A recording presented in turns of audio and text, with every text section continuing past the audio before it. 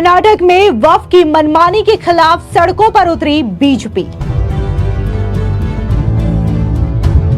BJP ने सिद्धरमैया पर बोला जमकर हमला, संतों ने भी किया विरोध। बीजेपी ने सीएम सिद्धरमैया के आदेश को बताया धोखा। कर्नाटक में किसानों की जमीनों को वक्फ ने बताई अपनी संपत्ति।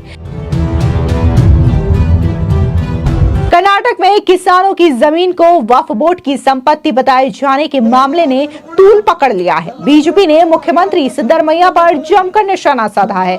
बता दें कि मामला तूल पकड़ता देख मुख्यमंत्री ने राजस्व अधिकारियों को निर्देश दिया कि विजयपुरा, यादगीर, धारवाड़ और राज्य के अन्य जिलों में किसानों की जमीनों के दस्तावेज में किए गए किसी भी बदलाव को तुरंत वापस लिया जाए। ये विवाद अक्टूबर में उस समय सामने आया जब विजयपुरा के किसानों को नोटिस दिया गया। इस नोटिस में कहा गया था कि उनकी जमीन रिकॉर्ड के मुताबिक वक्फ की संपत्ति है, जिसके बाद विजयपुरा के जो किसान हैं वो अपनी शिकायत लेकर के बीजेपी के एमपी तेजस्वी सूर्या के पास जाते हैं और किसान अपना दर्द बताते हैं कि कैसे उनकी तकरीबन 1500 एकड़ जमीन पर वक्फ ने अपना दावा ठोक दिया है, जो कि किसानों की पुरानी और पुश्तैनी जमीन है। जिसके बाद से ही ये पूरा का पूरा मामला लगातार सुर्खियों में छाया हुआ है और कर्नाटक की सिद्धरमैया सरकार और कांग्रेस को लेकर के कई सारे सवाल भी उठ रहे हैं। इस बीच देखने को मिला कि कई सारे बदलाव भी होते आए हैं, अब जिसके बाद बीजेपी इस पूरे मामले को लेकर के सड़कों पर उतर आई है और सीएम सिद्धरमैया के खिलाफ जमकर प्रदर्शन करती हुई दिखाई दे रही है। बता दें कि कर्नाटका के अलग अलग हिस्सों में बीजेपी ने आज प्रचंड प्रदर्शन किया है और उनके साथ आम जनता भी नजर आई है।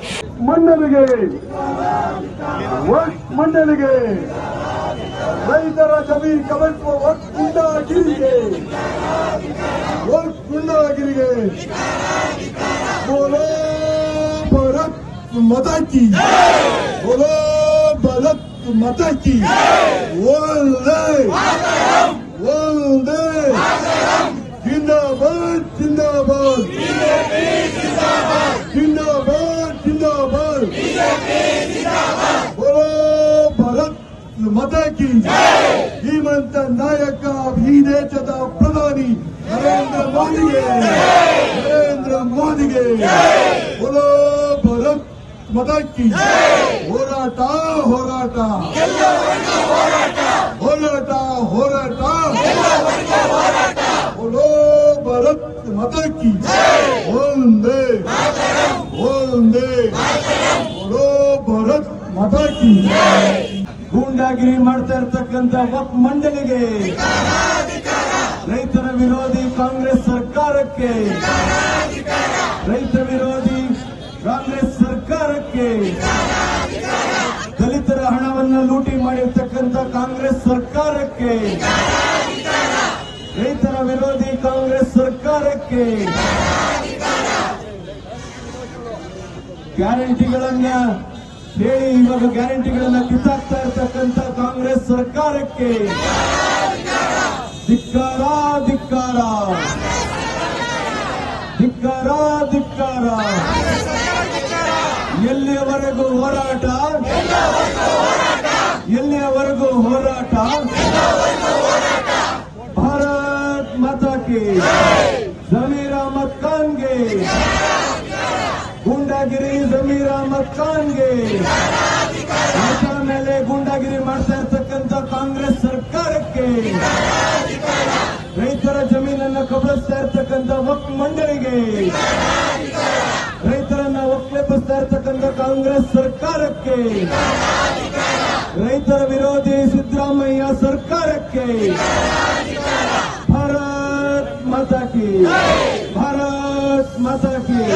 इस बीच आपको बता दें कि कर्नाटका विधानसभा के नेता प्रतिपक्ष और बीजेपी नेता आर अशोकन ने गृह मंत्री अमित शाह को एक खत लिखा और ये कहा कि अमित शाह और वक्फ संशोधन विधेयक 2024 पर संयुक्त सदस्यीय समिति के अध्यक्ष जगदंबिका पाल जी को मैं पत्र लिख करके उनसे आग्रह करता हूं कि वे कर्नाटक के मुख्य सचिव को निर्देश दे कि कर्नाटक में वक्फ बोर्ड से जुड़े सभी पंजीकरण और भूमि लेन देन को तुरंत रोका जाए।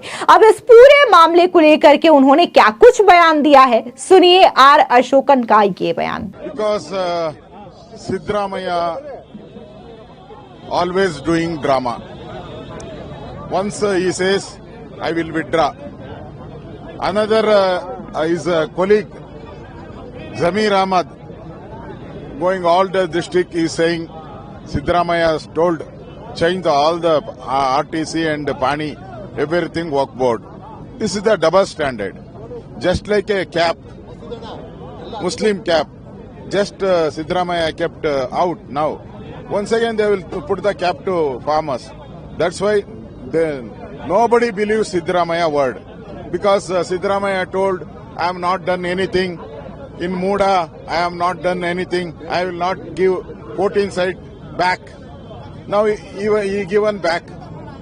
That's why we can't believe Siddaramaiah word.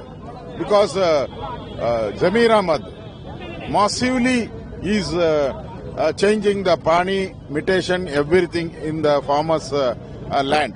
That's why up to we demand the Gazette notification of 1975, Gazette notice, that have to withdraw. Then only the farmers will save. Otherwise, Siddaramaiah will change any times. We never believe Karnataka farmers and BJP never believe Siddaramaiah word. This is a political drama Siddaramaiah doing. Once it is a big issue now. Election is going on. 3 by-election is going on. Maharashtra election is there. That's why he is doing drama. But they claim that you are trying to polarize the votes because of by-election and you want to keep this issue alive. And that is why you are also doing No, instead of politics. in this issue, Muslim farmer also is there. Christian farmer also is there. Hindu farmer also is there. It's not any political game, any community, any caste, anything. We are with the farmers. So if you have a guts to CM, quash the Gazette order 1975, then we will believe. Otherwise, withdrawing the issue, withdrawing the notice, and once again they will issue the notice. What is this? Are you demanding the resignation of Zamir? Yeah, 100% immediately, because all this issue is the main culprit is Zamir Ahmad. He have to resign. That is a BJP demand. वहीं दूसरी ओर BJP नेता सरशील नामोशी का बयान भी सामने आया है। सुनिए बीजेपी नेता नामोशी क्या कह रहे हैं। देखिए, डॉक्टर फारूक अब्दुल्ला जिसके खिलाफ आज हमने विरोध प्रदर्शन किया, उसका पुतला फूका है। जिस प्रकार की स्टेटमेंट उनकी लगातार आ रही है, वो सभी देशद्रोही हैं। उनकी स्टेटमेंटों से साफ नजर आता है कि उनका पाकिस्तान प्रेम जो है वो साफ झलकता है। उनकी स्टेटमेंट कल की कि आतंकवादियों को मारा नहीं जाना चाहिए। जो आतंकवादी हमारी सेना, पुलिस, पैरामिलिट्री फोर्सेस के जवानों को शहीद कर रहे हैं, जो निर्दोष लोगों को का खून बहा रहे हैं, ऐसे लोगों को मारा ना जाए, ऐसे आतंकवादियों को मारा ना जाए, तो क्या करना चाहिए? क्या उनकी आरती उतारे हमारी सेना? ये पूछना चाहते हैं डॉक्टर फारूक अब्दुल्ला से। उसके साथ ही एक स्टेटमेंट वो दे रहे हैं कि जो एजेंसियां हैं वो ये आतंकवादी गतिविधियां जो है वो करा रही है, जो कुछ दिनों से बढ़ी है उनकी सरकार आने के बाद। तो कहीं ना कहीं वो केंद्र सरकार को इस कटघरे में खड़ा कर रहे हैं। हम पूछना चाहते हैं डॉक्टर फारूक अब्दुल्ला से, अगर आपके पास इस प्रकार के कोई सबूत हैं तो सामने लाइए। संविधान से चलने वाला देश है ये, यहाँ पर कानून व्यवस्था है। अगर आपके पास इस प्रकार के कोई तथ्य हैं तो लाइए, आप सामने एक्सपोज कीजिए सभी को। तो कहीं ना कहीं उनकी स्टेटमेंट से पाकिस्तान को क्लीन चिट देने का काम जो है वो कर रहे हैं। इनकी इस स्टेटमेंट से आतंकवादियों का मनोबल बढ़ाने का काम जो है वो हो रहा है। तो हमारी मांग है केंद्र सरकार से, ऐसे नेताओं को जो है वो जेल की सलाखों के पीछे डालना चाहिए। डॉक्टर फारूक अब्दुल्ला यहाँ तो बात बोल रहे हैं, बोले ना उधर खालिस्तान के ऊपर। अभी आप जानते हैं कि किस प्रकार से मंदिर के अंदर पूजा करते हुए लोगों के ऊपर हमला हुआ है, लोगों को डंडे राड़ों से मारा गया है। उसके ऊपर स्टेटमेंट नहीं दी जाएगी क्योंकि वहां पर खालिस्तानी है, जो हमला करने वाले वो खालिस्तानी है। उनके ऊपर स्टेटमेंट जो है वो डॉक्टर फारूक अब्दुल्ला नहीं देंगे। हिंदू जो जहां बांग्लादेश के अंदर उसके ऊपर स्टेटमेंट नहीं दी जाएगी। तो ये जो लेटेस्ट अभी वहां पर चल रहा है, हम वहां की सरकार को भी चेतावनी देते हैं जो कनाडा की है कि वहां पर हिंदुओं को सुरक्षित करने का काम किया जाए। हम केंद्र सरकार से ही मांग करते हैं कि कनाडा सरकार पर दबाव बनाकर उनके उच्चायुक्त को बुलाकर उनके ऊपर दबाव बनाने का काम किया जाए और वहां पर हमारे धार्मिक स्थल और हिंदुओं को सुरक्षित करने का काम जो है वो किया जाना चाहिए। आज पहला दिन था असेंबली में, पीडीपी ने रेजोल्यूशन लाया 370 का। देखिए 370 तो मुंगेरी लाल के हसीन सपने, जितने मर्जी देख लो, आंख बंद करो सपना देखो कि 370 आ गई, जो आ नहीं सकती वो कभी उसके ऊपर जितनी मर्जी बातचीत कर लो कोई फर्क नहीं पड़ता, क्योंकि 370 अब वापस आने वाली नहीं है। एक तो मैंडेट की बात कर रहे थे, जम्मू में 29 सीटें तो भाजपा को मिली है, जिन्होंने 370 को रिमूव किया है, तो उनका मैंडेट कहाँ है जम्मू में? अरे कश्मीर में उन लोगों ने दिया है और वहां पर उन्होंने इस प्रकार की एक हवा चलाई थी कि पत्थरबाजों को छोड़ा जाएगा, आतंकवादी को छोड़ा जाएगा, पाकिस्तान से बातचीत होगी, इस प्रकार की हवा फैलाकर, इस प्रकार से बातें फैलाकर वो मैंडेट उनको मिला है। 370 में कहीं उनको मैंडेट नहीं है। आज 370 के हटने के बाद कश्मीर गुलजार है, पूरी तरह टूरिस्ट वहां पर पैक, होटल पैक है, टूरिस्ट इतना आ रहा है कि आज तक कश्मीर के अंदर नहीं था, करोड़ों की संख्या में। तो ये लोगों को बेवकूफ बनाने का काम जो है असेंबली के अंदर उमर अब्दुल्ला या वहां की पार्टियां कर रही हैं।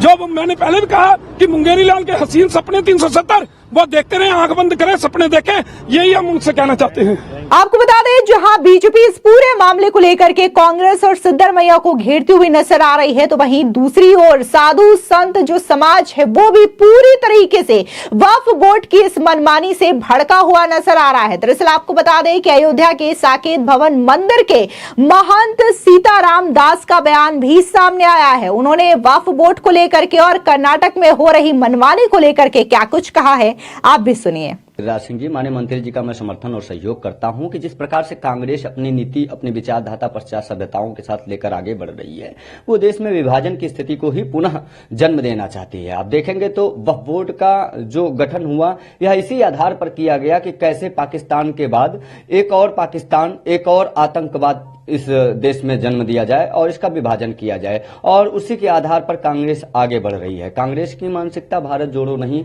अपितु निरंतर भारत तोड़ो की रही है और इसी मानसिकता के साथ वह आगे बढ़ रहा है। पंडित जवाहरलाल नेहरू से लेकर इंदिरा गांधी से लेकर सोनिया गांधी से लेकर राहुल गांधी तक इनकी पूरी मानसिकता भारत विरोधी है। भारत की जो शक्ति है, भारत का जो वैभव है, भारत की जो अस्मिता है, उसको धूमिल करने का निरंतर प्रयास किया जाता है। आप देखेंगे तो राहुल गांधी जब विदेशों में जाते हैं तो भारत विरोधी गतिविधि करते हैं, भारत विरोधी वक्तव्य देते हैं, पूरी तरीके से भारतीय लोगों को अपमानित करने के लिए, भारत की संस्कृति को धूमिल करने के लिए, भारत की विभाजनकारी नीतियों पर आगे बढ़ रहे हैं। कांग्रेस ही थी जिन्होंने वक्फ बोर्ड लेकर आया था, एक इस्लामिक आतंकवादी संगठन को लेकर आया था, और कांग्रेस ही है जो अब वक्फ बोर्ड का न संशोधन होने देना चाहती है, न वक्फ बोर्ड को समाप्त होने देना। मैं तो मांग करता हूं ना कि आखिर पाकिस्तान से ज्यादा एक इस्लामिक आतंकवादी संगठन जिसको वक्फ बोर्ड एक अवैधानिक गठन को वैधानिक दर्जा देकर और भारत विभाजनकारी नीतियों पर आगे बढ़ रहा है, उसको पूर्ण रूप से समाप्त किया जाना चाहिए। कांग्रेस की कूटनीति एक षड्यंत्र है भारत को विभाजन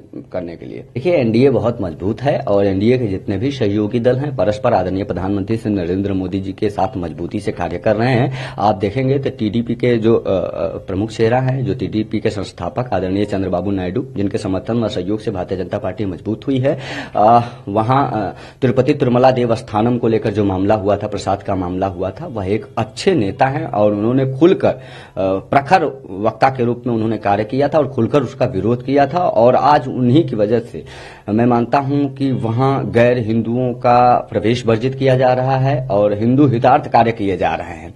पूरी तरीके से वक्फ बोर्ड एक इलीगल संस्था है जिसको समाप्त किया जाना चाहिए, एक अवैधानिक कार्य जो कांग्रेस के द्वारा किया गया था।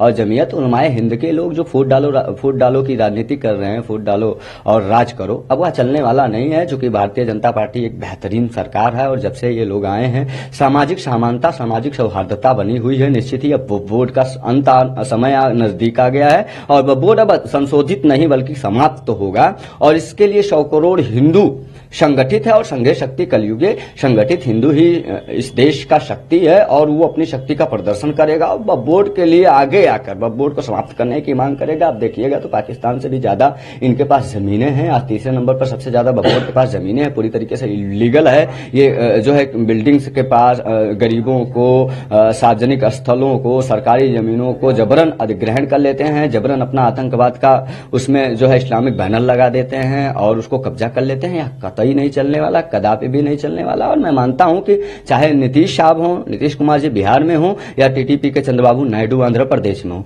इनका समर्थन जनता ने इसीलिए किया था क्योंकि ये राष्ट्रवादी विचारधारा के साथ आगे बढ़ रहे थे और भारतीय जनता पार्टी के साथ थे, एनडीए के साथ थे, और इसीलिए इनको मजबूती से लोगों ने जिताने का काम किया है। आज आप देखेंगे तो आंध्र प्रदेश में मजबूती से सरकार, वहां प्रदेश सरकार बनी हुई है और आंध्र प्रदेश के सहयोग और समर्थन से, हिंदूवादियों के समर्थन से आज भारतीय जनता पार्टी भी मजबूत है। और भारतीय जनता पार्टी को भी चाहिए कि वह संशोधन नहीं बल्कि वह वोट समाप्त अधिनियम लेके आए, पूरी तरीके से इसको समाप्त किया जाना चाहिए। और जो गरीब मुस्लिम समुदाय के लोग हैं, मैं तो मांग करता हूं कि वह वोट की आधा से ज्यादा जमीनें उन बेचारे गरीब पीड़ितों प्रताड़ितों को दे दिया जाना चाहिए, उनके सहयोग में दे देना चाहिए, जिनके पास बेचारे को खाने को नहीं है, उनके 4-4 बच्चे हैं, उन भूखे पेट रहते हैं, सड़कों पे सोने के लिए विवश है, ऐसे गरीबों को बोर्ड की संपत्तियों को दान में दिया जाना चाहिए। बोर्ड सिर्फ भारत में आतंकी गतिविधि को बढ़ावा देने वाला है, बोर्ड इस्लामिक मजहबियों को भी सहयोग नहीं करता, उन गरीब बेचारों का भी सहयोग नहीं करता, उनको सहयोग किया जाना चाहिए। बोर्ड पूरी तरीके से समाप्त कर दिया जाना चाहिए।